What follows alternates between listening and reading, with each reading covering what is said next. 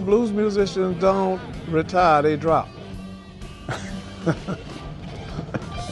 You say that with a smile on your face. Well, I love what I'm doing.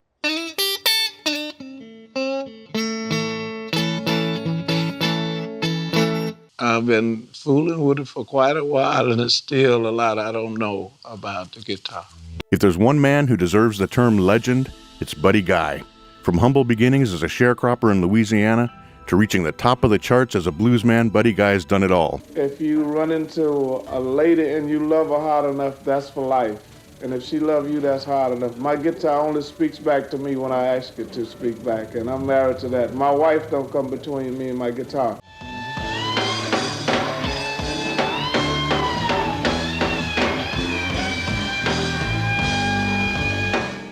His fans include Jeff Beck, Eric Clapton, Jimmy Page, Stevie Ray Vaughan, and every other major artist. There's a moment near the end of a Buddy Guy concert, somewhere between the third solo and the fourth encore, when he walks off the stage and into the audience, still playing.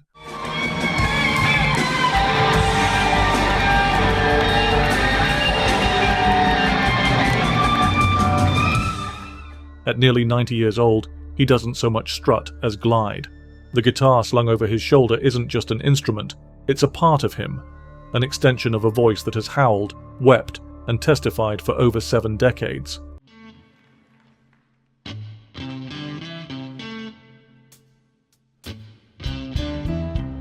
Egypt's a woman told my mother. The room quietens, phones go up, grown men lean forward, and Buddy, sharp in a polka dot shirt and a cap bearing his name, lets rip with a note that seems to freeze time. The blues, still alive, still electric, still urgent.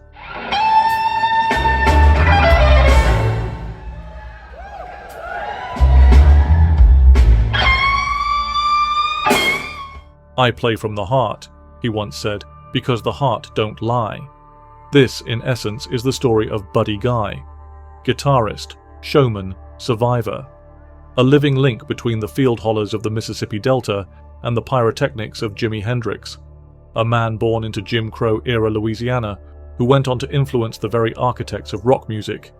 And now, in the twilight of a career that outlasted his peers, his mentors, and his imitators, I went to sleep yesterday and woke up, all the great blues players is just about gone. Guy remains the last of the great blues trailblazers, still performing, still recording, still proving, damn right, he's got the blues. Oh, you damn right I got the blues. People from my head down to my shoe. We used to talk about this day. Well, who'd be left here? That's please don't let the blues die.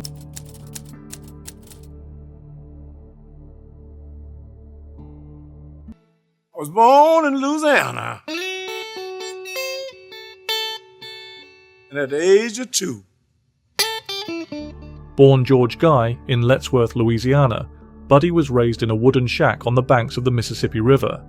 His father, Sam, worked as a sharecropper, and young George's earliest years were steeped in poverty. Picking cotton at 6. I got a mean black And I'll be 80 this year, so I haven't come to retire yet, and I've been working ever since I was 6 years old. The family home had no electricity, no running water, and no plumbing.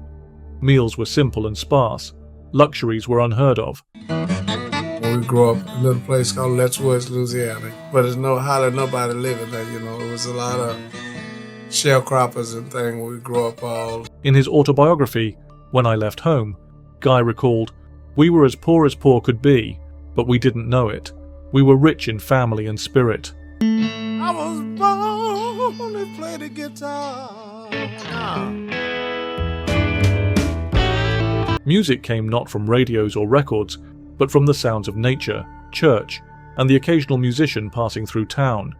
He began on a makeshift instrument, a 2-string diddley bow nailed to a wall, and later graduated to a battered acoustic guitar given to him by a neighbor. Growing up in Lettsworth, Louisiana, his family too poor to purchase a guitar, so he rigged an alternative with window screen wire.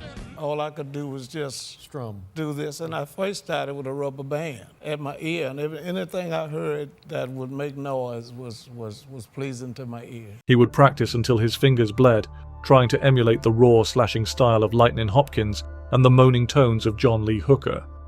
I couldn't tune it, didn't know how, but I could feel it. That's what matters.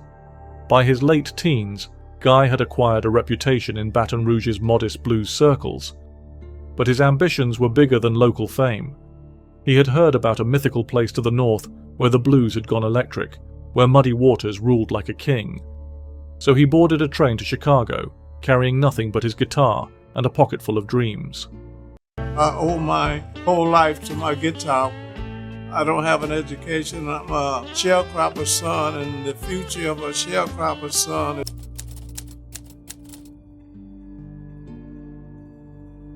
When he came here in 1957, part of the Black Migration North, he joined a scene that featured the likes of Muddy Waters and Howlin' Wolf. And I came to Chicago, and a guy looked at me and said, "Can you play blues?" I said, "I'll play anything if you loan me a dime."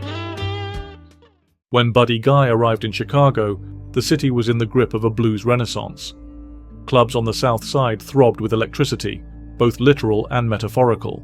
Muddy Waters, Howlin' Wolf, Little Walter, and Willie Dixon were redefining the blues for the post-war era, amplifying its sound and sharpening its teeth.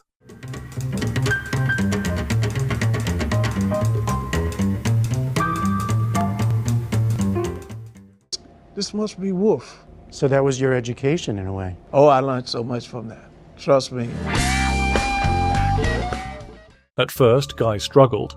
He worked menial jobs to survive, washing dishes, working in factories, and entered guitar contests at night, where his wild style was both a spectacle and a statement. One night he played so ferociously he ran out of strings. Muddy Waters, sitting in the crowd, was so impressed he handed Guy a sandwich and a cab fare and told him to come see him the next day. He gave you a sandwich and said, "Here, let me give you the salami sandwich. Yes. You're not going back to Louisiana." Was that what it was? That's exactly what he said. That was it, Guy later said. Muddy put his arm around me, and I never looked back. He signed to Chess Records, the most prestigious blues label in America. But the relationship was fraught. He had some success and recorded for Chess Records, the legendary recording company in Chicago. But that was both a blessing and a curse. Leonard Chess, the label's founder, didn't quite know what to make of Guy's unhinged, high-octane guitar style. He preferred the tight, structured format of radio-friendly blues singles. Guy, meanwhile, was already playing in a way that would soon inspire Hendrix and Clapton. Guy made his name as an incendiary performer. While many musicians at the time sat down to play, Guy stood and put on a show for the crowd. Leonard told me, "You play like noise," Guy remembered. He wanted me to sound like B.B. King, but I wasn't B.B., I was Buddy. Despite the tension, Guy played as a session guitarist on dozens of seminal recordings. Muddy Waters' Folk Singer, Howlin' Wolf's Killing Floor, Sonny Boy Williamson's Bring It On Home. His fingerprints are all over the golden age of Chicago blues, even when his name wasn't on the record sleeve. When in there, they would just put my name on a record, and I'm like saying, and they would say, "Well, I made you." Even the disc jockey was saying, "If I play your record, I make it. You got to play for me free."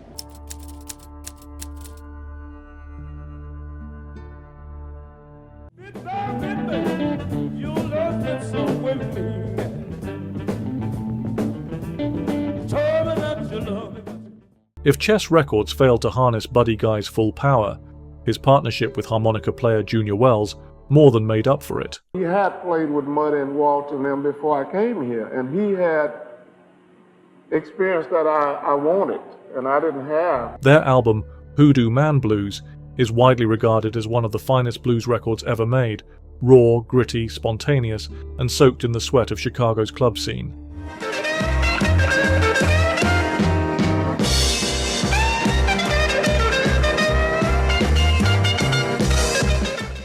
Junior was my brother, Guy said.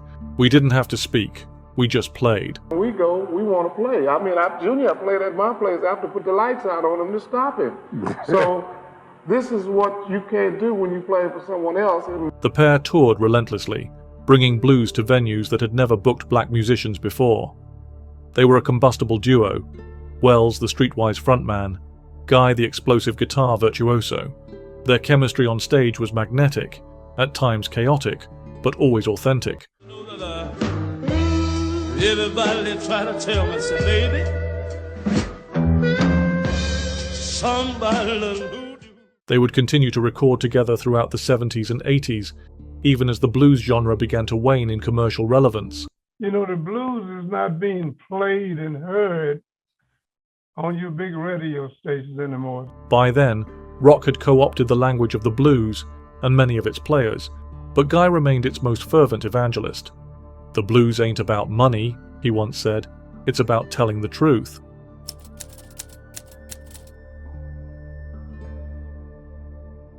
His influence is so bad that people don't even realize it. Jimmy and Eric Clapton, Stevie Ray Vaughan, and myself, we learned to,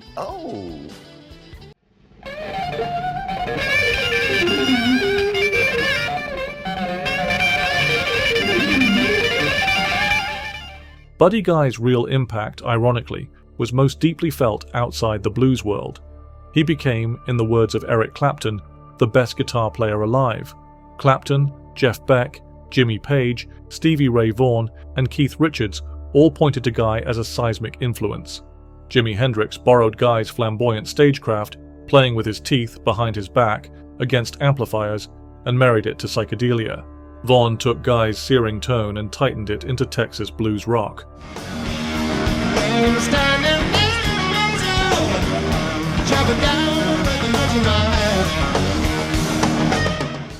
"I owe Buddy everything," Vaughan once said. "He showed us how to play with fire." Yet commercial success remained elusive. Throughout the 70s and 80s, Guy struggled to land a major record deal. He continued performing in clubs, often without fanfare, often underpaid. But his spirit never broke. "I see these young cats playing like hell," he said, "and I tell them, don't forget where it came from. Don't forget the feeling."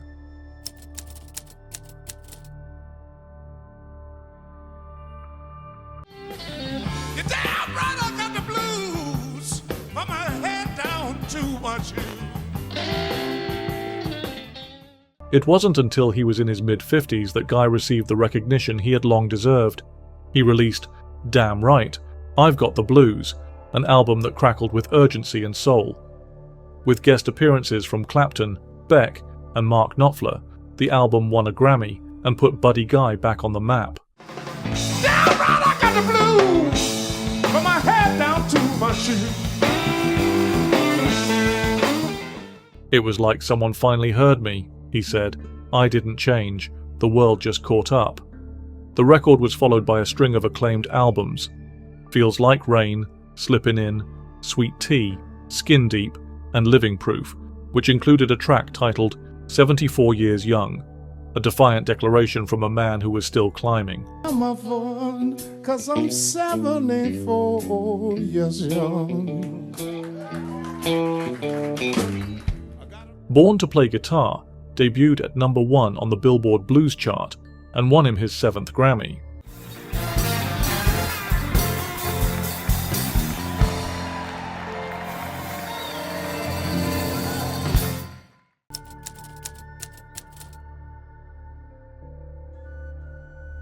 Today, he owns the appropriately named Chicago Blues Club Legends and keeps up a busy performing schedule.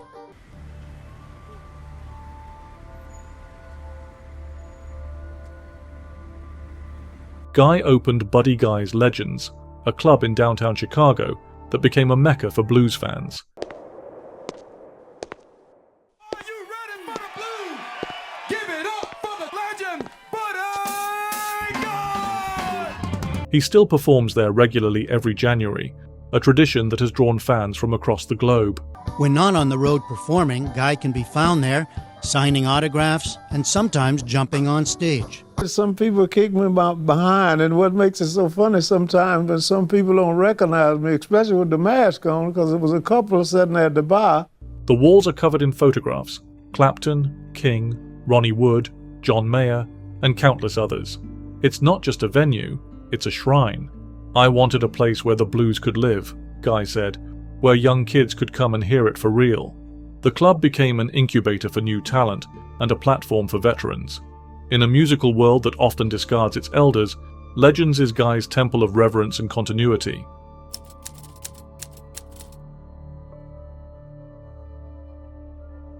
In recent decades, Buddy Guy has become more than just a musician. He is the face of an entire genre. He received the Kennedy Center honors presented by Barack Obama, who called him, "Well, I know you played at the White House to President Obama and Michelle Obama, and I also went in there with Bush too now." the bridge between the blues and rock and roll. He was awarded the Grammy Lifetime Achievement Award, and he announced his farewell tour, the Damn Right Farewell Tour, a bittersweet curtain call from the genre's last surviving icon. "I'm not quitting," he clarified. "I'm just not getting on no more planes."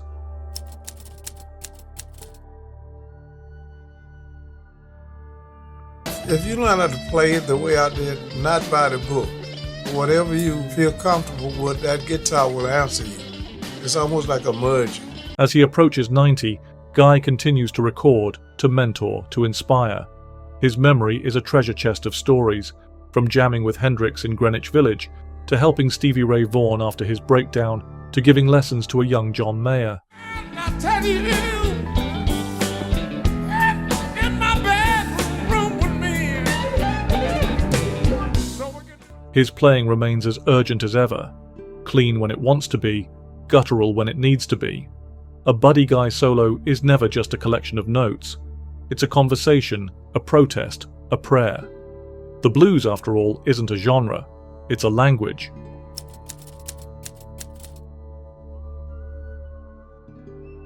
In his memoir, Guy reflects on the moment he first heard Muddy Waters play. He made that guitar talk, he made it scream. I said to myself, Lord, if I could do that, if I could just make it cry like that. He has spent a lifetime doing exactly that.